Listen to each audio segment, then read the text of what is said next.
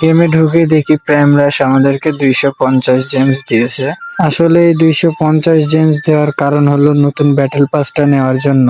তো বেশি কথা বলবো না, আমি ব্যাটেল পাস নিয়ে কি কি পেলাম আপনারা দেখেন আর ভিডিওটা এনজয় করেন।